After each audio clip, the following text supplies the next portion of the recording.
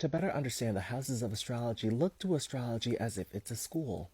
For example, the first house is the house of self, independence, new beginnings, the physical body, appearance, and life direction. This will correlate to the student, the ID number, the entrance to the school or the school lobby, or the first day of school. The second house, being the house of worth, value, self-esteem, and material possession, can correlate to the school budget, fundraisers, school lunch, and vending machines. The third house is more your cliques, the school gossip, driver's education, and the school bus. This correlates to the house of community, communication, transportation, lower education, and mental stimulation.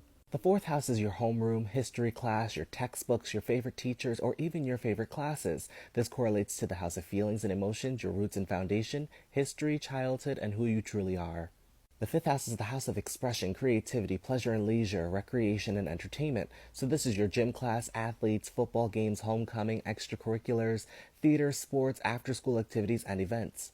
The sixth house is the house of the things that we don't want to do but we need to do. So this is your house of schedules, routines, mundanity, health, efficiency, analysis, data, service, and detail. This correlates to your school schedule, homework, the main office, the health office, the one kid who's always getting perfect attendance, the one teacher who does things by the book. The seventh house is the house of interpersonal connection, union, business, contracts, marriage, justice, and equality. This correlates to the cafeteria, the class couple, the permission slips, and even parent-teacher conferences.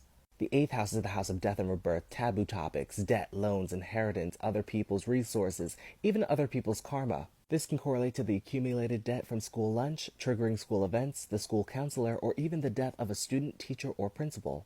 The ninth house is your school handbook, the code of conduct, the PTA or board meetings, your school's travel club, your school's religious club, or the post-secondary planning office. This correlates to the house of expansion, luck, opportunity, law, religion, travel, higher education, and spiritual practices. The 10th house is your superintendent, the principal's office, the district building, the student government or the council, or the popular people or well-known people in your school. This correlates to the house of achievement, status, recognition, authority, fame, government, and legacy.